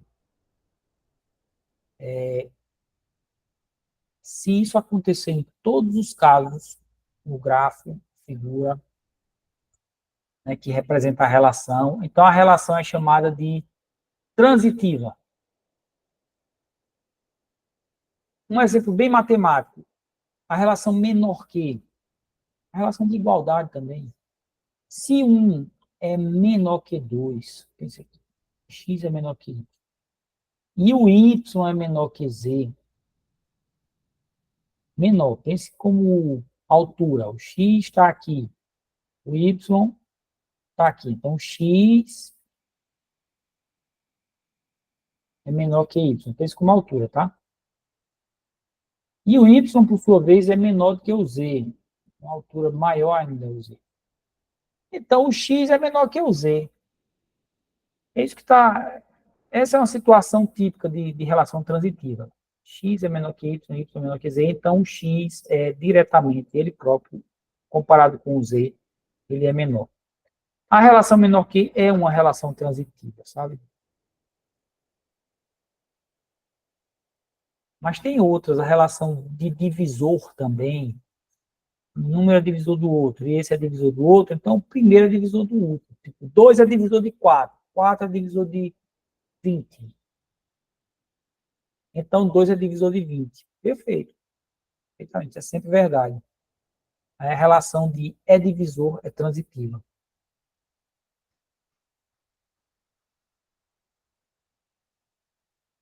Deixa eu ver esse textozinho aqui. Sempre que houver relacionamento x com y, y com z, é possível um atalho. O atalho é aqui, ó, do x com z direto. Se falhar um caso, a relação é não transitiva. Quer dizer, ela não tem essa propriedade, digamos assim. Esse exemplo que eu mostrei antes para a antissimétrica tenho quase certeza que ela é transitiva, mas para analisar dá trabalho, assim. Aí eu vou analisar aqui com vocês na hora. Tem uma ligação de 1 para o 2, e na sequência, ó, do 2 para o 3. Então, tem que ter uma ligação direta do 1 para o 3. Beleza, existe. Até agora, está satisfazendo aquela propriedade lá, né, aquela exigência para ela ser transitiva. Agora tem do 1 com 2, 2 com 4. Tem relação direta do 1 com 4? Tem. Esta ordem, do 1 para o 4. Ótimo. Tem do 2 com o 3, aqui novamente, e do 3 com o 4. Tem do 2 com 4 direto? Tem. Sempre que tiver, assim, 2 passos, tem que ter uma direta em um passo só. Então, me parece que essa relação ela é transitiva, sim. Eu não preciso olhar, não preciso dar muita atenção para esses loops, né? Eles vão influir pouco aqui. E aqui é uma relação de 4 com 4. Depois, digamos aqui, do 1 com 1. E depois do 1 com 2. Então tem que ter 1 com 2, aí fica meio redundante. Então essa é uma relação transitiva, assim. Passou. Isso era para ser um sinal de aprovado. Essa aqui eu peguei na internet, enquanto falava com vocês até. Ela não é transitiva, mas a gente vai tentar completar aqui para ela virar transitiva, certo? Eu tenho a relação do 3 com... Vamos ver aqui, do 1 com o 3, e essa associação do 3 com o 2. Não vou chamar isso de relação, vou chamar de associação, porque a relação é tudo. Tem associação do 1 com 3 e do 3 com 2. Então tem que ter do 1 com 2. Perfeito, tem. Por enquanto está satisfazendo. Né? Mas deixa eu ver mais. Tem do 4 com o 3 e do 3 com o 2. Então tem que ter direto aqui do 4 com o 2. Ela não tinha, mas vamos acrescentar aqui para completar essa relação, digamos assim, e deixar ela transitiva. Porque tem a setinha, a associação do 4 para o 3 e do 3 para o 2, tem que ter aqui do 4 para o 2. Estamos completando, ainda não está pronta, não. Porque tem aqui um caso especial interessante. Ó. Tem a associação do 3 com o 4 e do 4 com o 3. Começou no 3 e terminou no 3, né? Então tem que ter a associação do 3 com o 3, que é isso. Ó. Tem que ter um loop. Deixa eu melhorar esse desenho. Não melhorou muita coisa, não. Então tem que ter esse loop aqui. Essa seta que sai do 3 e volta para o 3. E eu já tinha acrescentado essa do 4 para o 2. Né? Eu acho que agora ela está transitiva. Sempre que você tem 2 saltos aí, seguindo a direção da seta, você tem que ter também um salto só, saindo do primeiro para o último. Tem do 3 para o 4, 4 para o 3, e tem do 3 para o 3, direto. Tem do 1 para o 3, 3 para o 2, e tem do 1 para o 2, direto. Tem 4, 3, 3, 2, e tem do 4 para o 2, direto. Eu acho que fechou todos os casos. Janaína, quer fazer alguma pergunta? Professor, por que ficou aí relacionado 3 com 3? Eu não entendi. É porque a gente tem essa associação aqui, ó. 3 relacionado com 4. E temos o 4 relacionado com 3. São essas duas setinhas que vão e voltam. Associado. Então, para ser transitiva, sempre que tiver duas assim, encadeadas, um elemento em comum aqui, final de uma para o começo da outra, né? Tem que ter também direto, de 3 para o 3. O 3 por 3 vira um loop, entendeu? Mas nesse caso também não poderia ser o 4 com o 4, não? Já que é assim? Poderia, é verdade. Tem do 4 para o 3 e do 3 para o 4. Do 4 para o 3. Depois eu vou até representar aqui em sequência. Depois tem a associação do 3 para o 4. Então tem que ter também direto, né? Do 4 para o 4. Bem observado. Ai, meu Deus, ficou horrível a seta. Mas é uma seta do 4x4, tá? Se eu apagar agora, ele vai apagar tudo, então deixa assim. Quanto mais o desenho, piora.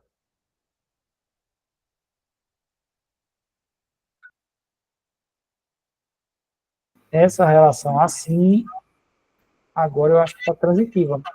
Tem mais algum caso que você observou, Janaína? Também tem do 1 com 4, já que o 1 está ligado com o 3 e o 3 com 4. Então tem do 1 com 4, certo?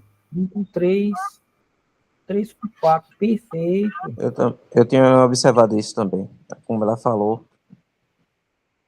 Ótimo. Então, tá vendo bem que eu disse que analisar essa propriedade é mais chatinho, né? Também tinha observado do 1 por 4 também, professor. Estava esperando o colega falar para ver se tinha percebido que ele levantou a mão antes. Ótimo. Agradeço aí a todos que comentaram ou pensaram em comentar, né? E agora? Já 2 vezes eu disse que estava pronto e não estava. Agora eu estou indo. Está pronto? Ou alguém observou mais algum caso? Acho que está. Pronto. Essa relação agora ficou transitiva, certo? Do jeito que ela estava originalmente, a gente diz que ela é não transitiva, eu nego. Não. Não obedece à propriedade. Então, as 4 propriedades que a gente viu, reflexiva, simétrica, antissimétrica, transitiva, cada relação definida em um conjunto pode ser sim ou não para cada uma delas. E vai ter quase todas as combinações. Não vai ter todas, porque tem algumas que dependem um pouco uma da outra. Mas ela pode ser transitiva sim ou não, pode ser simétrica sim ou não, antissimétrica sim ou não, reflexiva sim ou não. E faltou o que eu pulei? Transitiva sim ou não. As 4 propriedades, tá? Tem que ser analisadas independentemente para uma relação. E o material não cobre, mas tem algumas relações que são parecidas com a relação de menor que. Deixa eu inserir aqui o menor que. Só por questão de completude, assim, para eu falar. Tem relações que são parecidas com o igual. São chamadas relações de ordem, que são parecidas com o menor que. Análogas ao menor que. E a igualdade são relações de equivalência, elas são análogas à igualdade. Só como um exercício aqui, o que é que tem de propriedade na relação menor que? E que toda relação de ordem vai ser definida justamente assim. Relação de ordem é o que tem exatamente essas mesmas propriedades que tem no menor que. Ela é uma relação reflexiva, porque todo número é menor ou igual que ele próprio. A relação de ordem é toda relação que tem essas mesmas propriedades. Reflexiva. Ela é antissimétrica, porque quando você compara se 1 é menor ou igual que 2, tem que ser envolvendo elementos diferentes, tá? 1 é menor ou igual que 2, envolvendo diferentes. Então, o 2 não vai ser menor ou igual que 1, não. Então, ela é antissimétrica.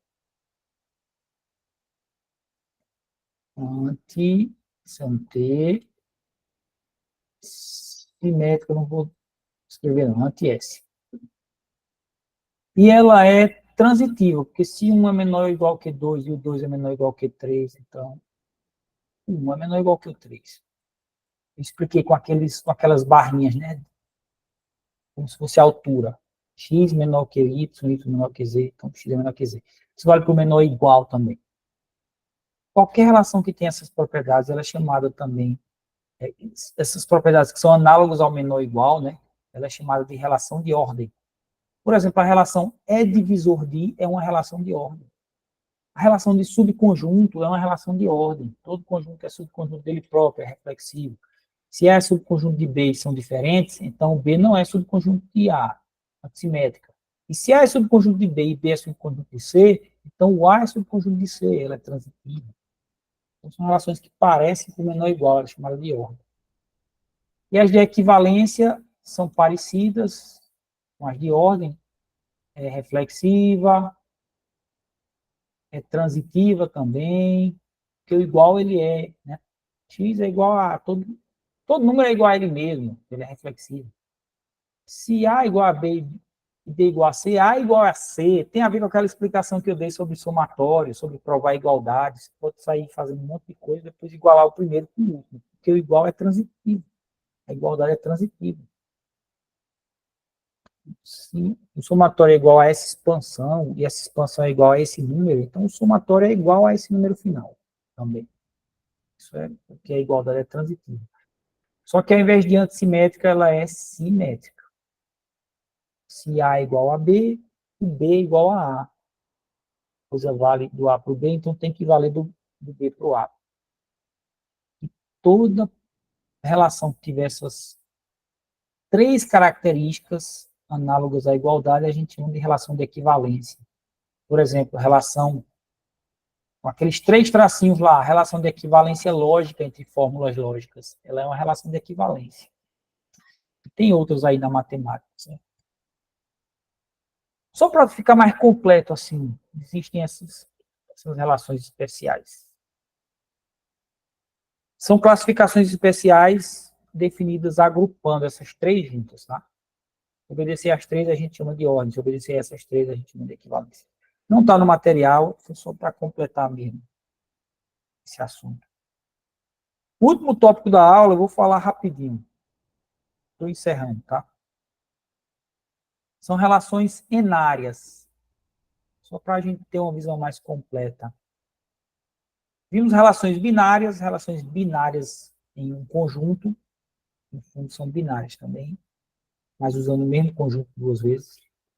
Agora, a relação enária com uma quantidade qualquer, dados os conjuntos A1 até AN, você pode ter N conjuntos envolvidos. Uma relação enária, ela é definida a partir do produto cartesiano, de A1, cartesiano A2, cartesiano A3, tal. Ela vai ser algum subconjunto desse produto cartesiano. É a mesma ideia de relação binária, só que generalizada para um produto cartesiano envolvendo vários.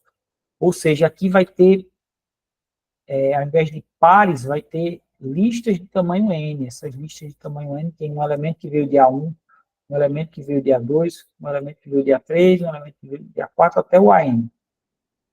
Listas ou sequências ou n-uplas. Isso pode aparecer com outros nomes também, pode aparecer com n-tupla ou tupla. Se vocês forem aprender programação por Python, Python tem lá uma coisa chamada tupla, que é a mesma notação daqui. Coloca parênteses e lista quantos elementos quiser e fecha, e isso dá uma ideia de ordem, feito uma lista. Então, relação enária são conjuntos de coisas assim, ó, com N elementos, cada um veio de um desses aqui, que é chamado de um domínio. Esse veio do domínio A1, esse veio do domínio A2, esse veio do domínio A3, e assim vai. Por exemplo, a gente pode definir aqui uma equação envolvendo três variáveis, x ao quadrado mais y ao quadrado é igual a z ao quadrado. São três variáveis que formam os chamados trios pitagóricos, nesse caso. Porque aqui é no conjunto dos reais. Os trios pitagóricos geralmente são nos inteiros. Então, quais são os trios de números que, entre si, obedecem essa relação? Aquela relação da equação de Pitágoras, do teorema de Pitágoras. Bem, tem o 0 com o 5 com o 5. Nessa ordem, eu estou me referindo aqui a quem é o x, o y e o z. A ordem importa, tá? Aparecem como tabela, mas a ideia aqui é de trios. Eles satisfazem perfeitamente essa equação, então eles estão na relação. O 5 com o 0 com o 5 também. A ordem que mudou aqui, são os mesmos elementos, mas a ordem. O 3 com 4 com o 5 é trio pitagórico típico, né? Catetos 3 e 4, a hipotenusa dá 5. 4, 3, 5, 6, 8, 10, 8, 6, 10. Então, isso aqui é uma relação representada na forma de tabela, mas você poderia representar com conjunto, colocando tudo separado por vírgula, e aqui fecha a chave de conjuntos. Cara, está bem feio, isso é uma chave para listar os elementos de um conjunto, certo? E aí você teria a notação normal, padrão da matemática, para um conjunto de trios, aí formaria uma relação ternária. O nome relação enária que eu dei antes é para um N qualquer, 5, 10. Mas se for 3, tem um nome especial, relação ternária. Se for 4, pode chamar de quaternária. Se começar a complicar, você chama de N-área. Enária. Pode chamar de 10 áreas, se for uma relação que envolve 10. Cada elemento aí vai ser uma dupla com 10. E, bem, aqui chamou de relação interna. A relação interna é quando envolve o mesmo conjunto. N com N com N. Mas não me interessa essa classificação, não vou cobrar isso não. Relação externa, porque envolve diferentes conjuntos.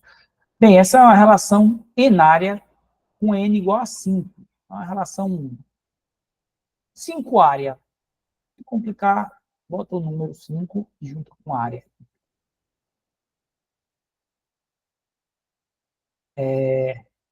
Ela é formada por 5 tuplas. Ou 5 uplas.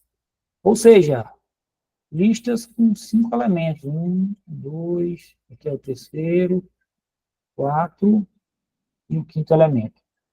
Então, posso representar como uma tabela, né? Fica mais legal de ler, mas em essência, matematicamente falando, com a notação matemática mais formal, seria um conjunto de 5 tuplas ou 5 uplas.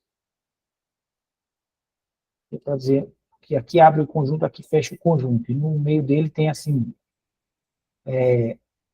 parêntese, 5 coisas dentro do parêntese, fecha parêntese.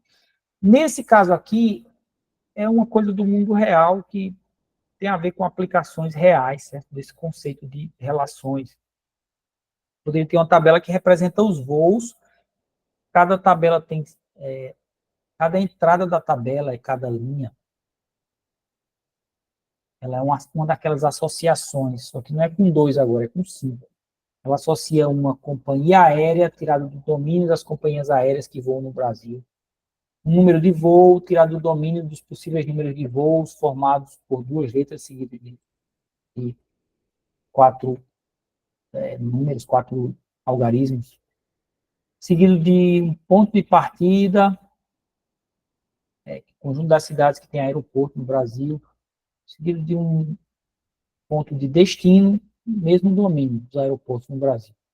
Seguido de uma hora, domínio das horas, né, do dia, em formato de 24 horas. Pronto. A relação dos voos que vai acontecer no dia de hoje, por exemplo, é uma tabela dos voos. Isso pode ser tratado como uma relação 5-área.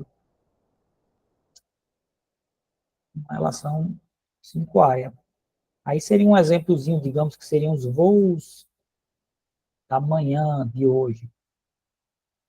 Os voos da manhã de hoje formam essa tabelinha. Isso aqui pode ser visto como uma relação 5-área, a relação dos voos do dia de hoje, da manhã de hoje. E olha só, vocês provavelmente vão ter uma disciplina de banco de dados. Em banco de dados, vocês vão ver que é uma maneira eficiente de guardar dados é por meio de tabelas. Vocês vão manipular muito esses dados na forma de tabelas. E a base para fundamentar, para explicar os bancos de dados, são as relações enárias, tá? O material, o livro, ele vai explicar um pouco disso na seção dele sobre relações enárias, sessões 4.7 e 4.8. De maneira bem matemática, ele está preparando vocês para a cadeira de banco de dados. E banco de dados tem a ver com tabelas, fundamentação é tudo na matemática de relações enárias. Só para vocês saberem, não vou cobrar, mas eu particularmente não vou cobrar. Mas isso conecta vocês com uma disciplina futura aí de vocês. Então, cuidado. Pronto. Isso encerra o assunto e, como eu prometi, aqui está uma visão geral da prova da primeira VA de vocês. Vão ser 10 questões, mais uma questão extra. Essa questão extra vale ponto extra, se tudo correr bem. Se eu tiver que cancelar alguma questão por algum erro, sei lá, eu já mandei a prova, não posso mais alterar a prova. Se eu descobrir um erro na prova, eu vou usar a questão extra para compensar a pontuação, tá? Vocês perdem a oportunidade de ponto extra, infelizmente. E a prova já foi feita, está pronta. Ela tem 3 questões de conjuntos, uma de porta lógica, 3 questões de lógica, 2 de somatório, uma de contagem, uma de relações. Você contar aí, dá 11.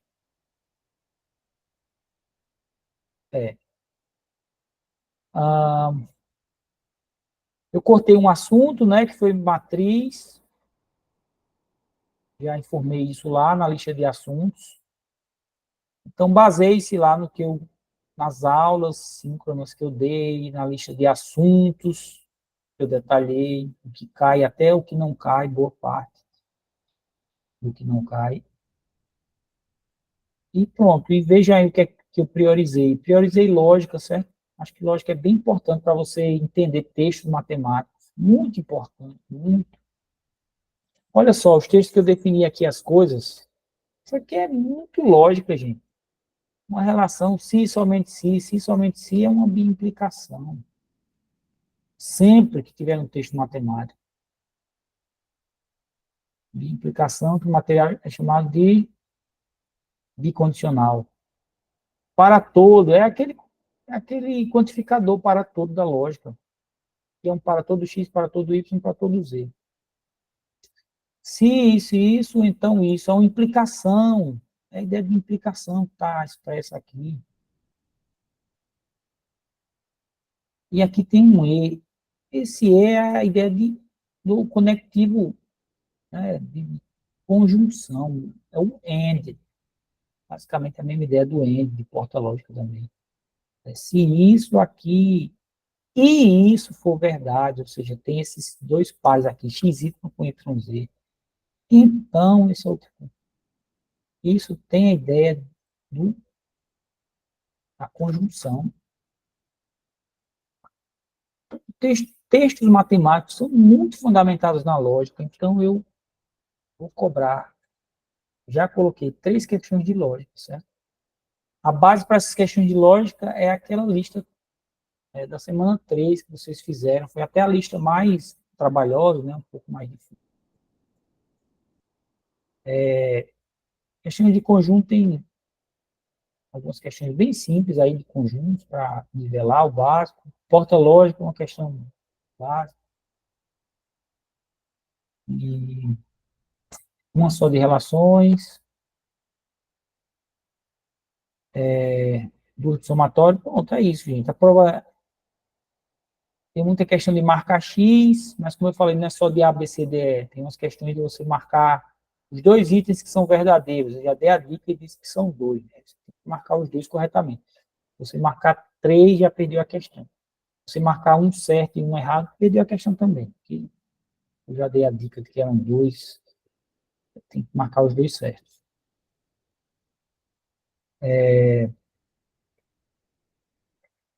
São questões de marcar, mas com alguma criatividadezinha a mais. Com diversidade a mais. Pronto, querem fazer alguma pergunta? Tirar dúvida de algum assunto? Diga, Ellen. Professor, a dúvida é em relação a essa... Você botou uma questão de relações, tá? Eu procuro ficar atento ao conceito, né, dos assuntos que são abordados, porque pode, assim, como eu já faço concursos, né, você cai por causa de uma pegadinha.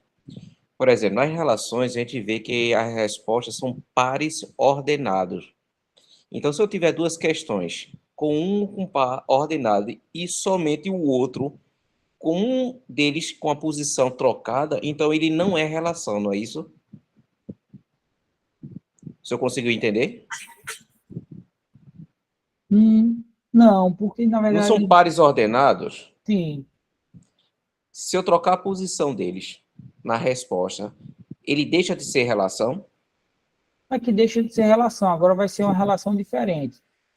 Deixa eu ver se esse exemplo que eu vou dar contempla a sua dúvida. Eu posso ter uma relação aqui, vou chamar ela de X, que é mais fácil de digitar aqui. Tem o par, vamos supor que ela é uma relação definida no conjunto dos números inteiros. 1 e 2 e 1 e 3. O fato de ser ordenado faz com que essa relação aí acima seja diferente dessa. Então, vou chamar de Y. Então, se a resposta correta for essa, não pode ser a de baixo, é essa. As duas são relações, entendeu? E o fato de esses pares serem ordenados faz com que 1, 3 seja diferente do par 3, 1, então eles podem até estar juntos, porque são elementos diferentes. Pode estar juntos, pode estar só um deles, livremente. Posso complementar? Diga. Em Y, por exemplo, a gente tem o par 1, 2 e depois 3, 1. Se eu trocar a posição dele, a posição, começando por 3, 1 e depois 1, 2, ele deixa de ser relação? Não, porque a relação ela é um conjunto, certo? Agora, esse conjunto é conjunto de quê? Conjunto de pares. Então, olhando o par, o que caracteriza ele, a essência dele, a ordem importa. Se eu for comparar esse par 1, 3 com o par 3, 1, eles são diferentes, porque a ordem importa. T1 depois 3 é diferente de T3 depois 1. Agora, se eu olhar a relação, ela é conjunto de pares. Então, enquanto conjunto, a ordem não importa. Isso aqui é a mesma coisa. Vou até fazer melhor. Isso aqui é a mesma coisa disso. E de várias outras variações que eu poderia fazer mais, né? É conjunto. Pronto, exatamente isso. Era a minha dúvida. Por ele chamar de par ordenado, né? Aí eu fiquei na dúvida se trocando a posição do par, eu deixaria de ter uma relação. Mas como o senhor está dizendo que é igual, então as questões, as alternativas que apresentarem qualquer uma dessas aí é a resposta. Aham, sim. Mas eu não ia colocar duas respostas assim, só variando a ordem. Tipo assim, se eu colocasse as duas, seriam resposta, né? Perfeito. Era só essa dúvida. Eu não vou Né? cobrar Questão isso. da troca de posição, né? Isso. Pronto, é exatamente isso. O senhor já chegou na Pronto, essência da minha beleza. dúvida. Obrigado, professor. Joia, Eder. Por nada. Alguém mais quer perguntar alguma coisa sobre relações, que vai ser a oportunidade, vai ser agora só, né? A aula de tirar dúvidas, que seria no sábado, não vai ter, porque é o dia da prova. Eu fico devendo a vocês uma definição sobre como vai ser a prova, tá? Se vai ser presencial ou não. Nenhuma dúvida mais? Se vai ser presencial ou não e a duração, né? Pra gente se programar, né, professor? São 3 Duração e horas. horário, É, formar com a você tá... coordenação. Perfeito. Tá, joia. Obrigado, professor. Por nada.